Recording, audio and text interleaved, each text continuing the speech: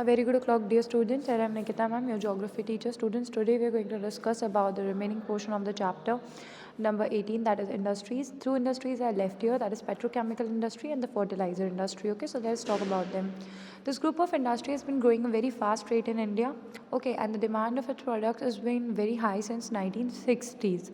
Many items are derived from crude petroleum, which provide raw material for many new industries. Okay, this is collectively known as petrochemical industry. So basically, it's not a rigid industry. Different varieties of products are produced from petrochemical itself. Okay, and the raw materials for different products can be found from the petrochemicals itself.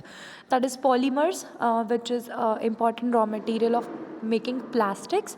Then synthetic fibers is also depend upon it, and elastomers and surfactant intermediate, that is the intermediate products which are used to manufacture the synthetic fibers. Got it? So distribution of petrochemical industries, if we talk about, it's in Mumbai. It's the hub of the petrochemical industry. Other cracker units are at Auraiya, Uttar Pradesh, Jamnagar, Gandhinagar and Hazira in Gujarat, and Nogothane, Ratnagiri in Maharashtra, Haldia and various other centers are there. There are three organizations which are working in the petrochemical sector under the administrative control of the Department of Chemicals and Petrochemicals. Okay, so there is an official department of the government, that is Department of Petrochemicals and Chemicals, under which three organizations are working in the country. First is Indian Petrochemical Corporation Limited. So it's a public sector undertaking responsible for manufacturing and distribution of polymers, chemicals, fibers, and fiber intermediates. Okay, second is Petrophise Cooperative Limited (PCL). It's a joint venture of the Government of India and Weavers Cooperative Societies. It has two plants at Vadodara and Maldhari, where polyester filament, yarn, and nylon chips are produced. Okay, these are all the raw materials for different kinds of products that are manufactured by them. Okay, next is Central Institute of Plastic Engineering and Technology, CIPET, Central Institute of Plastic Engineering and Technology. It is also a government body, and it is involved in the imparting training in petrochemical industry. Since it's chemical work, so there's technical expertise required in this manufacturing. So it provides technical expertise, basically the knowledge which is involved in the in this petrochemical sector. Okay. Now, subgroups of petrochemical industries are polymers, which are made of from ethylene and propylene, which are all obtained by after refining crude oil. It provides the basic raw material for plastic, as I told you, and preferred because of its strength, flexibility, water, and chemical resistance and low prices. Okay, so plastic industry or the polymers, these are basic raw material and useful industrial products in modern day life. If I say that we are living in a plastic age, it's not hyperbole, means it is really a plastic age. We are using many things made of plastic, and hence this industry is known as sunrise industry because it has versatility. Plastic is being used for many products. Okay, and polythene is the most widely used product in today's world, and this is very preferred because of its versatility, because of its molding capacity, because of its non-corrosive nature, moisture resistant properties, and can be used in any weather, and also it's very economic in the terms of price. Okay, and used in different spheres of life. Okay, so attempts to manufacture plastic polymers in India was first made in late 1950s, and National Organic Chemical Industry Limited, that was instituted in Maftalal Group in 1961 and started first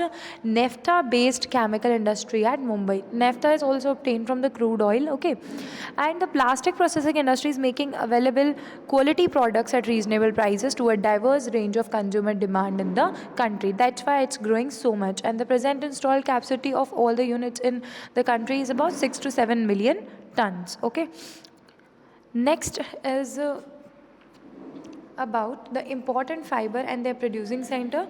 Basically, synthetic fiber is also dependent upon the petrochemicals, that is for nylon and polyester. That industries are located in Kota, Pimpri, Mumbai, Modinagar, Pune, Ujjain, Nagpur and Udna. Okay, acrylic staple fiber industries at Kota and Vadodara. All these has emerged as the greatest threat to environment because of its non-biodegradable quality. Okay, all these chemical based products are non-biodegradable and hence pose a great threat to the environment. One more one more industry related to this petrochemical is the oil refinery. Okay, since the oil extracted from oil well is in crude form, okay, means the raw form, and it's not pure, it contains many impurities, so it is refined in the oil refineries before it's used, and then the byproducts, that is kerosene, diesel, petrol, lubricant, bitumen, all are produced, okay, after refining the crude oil. So first refinery of India was established in Digboi in Assam 1901, and it was after 50 years that another refinery came into India. It remained lonely for 50 years, and then the refinery at Tarapur, Mumbai joined this Digboi refinery. After that, India has progressed at a rapid pace. Okay, and there are many public sector companies. 22 refineries are in total there in India, out of which 17 are under public sector. Okay, and uh, out of which 8 are owned by Indian Oil Corporation Limited. Okay, so that's all about the oil refineries. Now let us see about the fertilizer industry. Come up to fertilizer industry.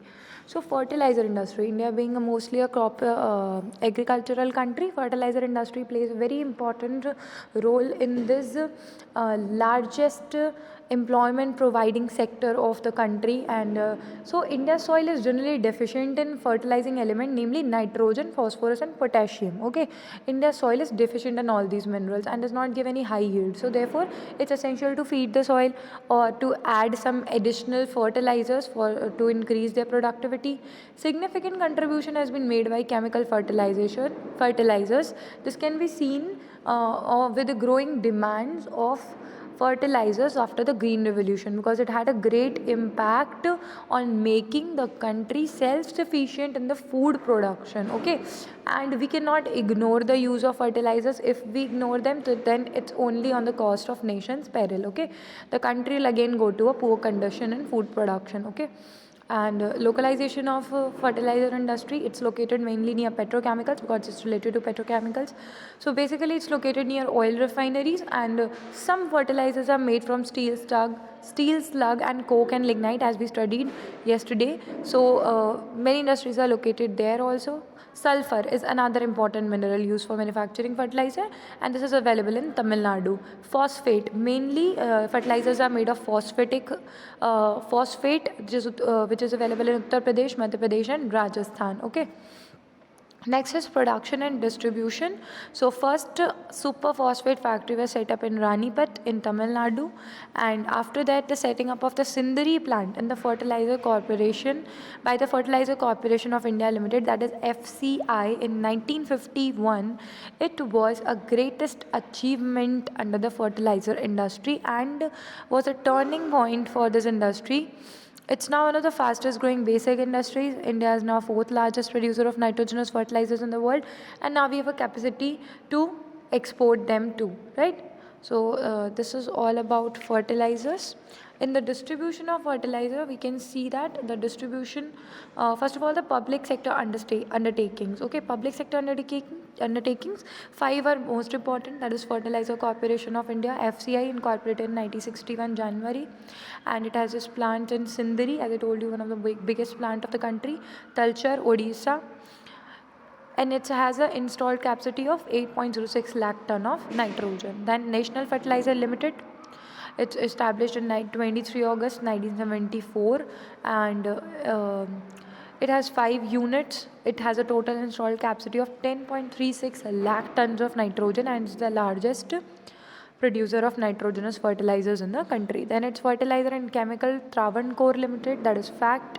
3 operating units are there, and the Rashtriya Chemical Fertilizer Limited and Hindustan Fertilizer Corporation Limited. Okay, this was about the distribution in the public sector. Then in cooperative sector, there are 2 organizations very active in the cooperative sector. Cooperative means the associations of farmer. Okay, the Indian Farmer Fertilizer Cooperative Limited, that is IFCO. Okay, you must have heard its name many times. It's a federation of over 24,000 cooperative societies. Okay, the biggest cooperative society, and was incorporated in 1975. 4 operating units are there, and the combined installed capacity of IFCO and Crypto is 15.31 lakh tons of nitrogen.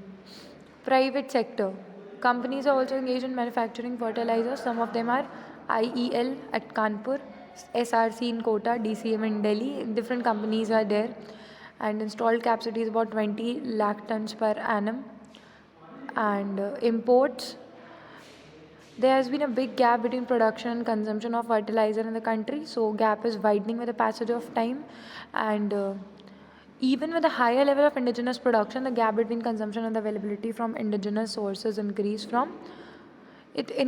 means the indigenous, that is the inside the country, the capacity of production increased, but it could not meet the demand of the country. So about 1/4 of the country's total requirement of fertilizer are met by resorting to import. Mainly the phosphate based fertilizers are imported from other countries. Okay, but it is showing a downward trend since the increase of indigenous products in the country. So that's all about this chapter. If you have any doubt, please do ask me. Thank you.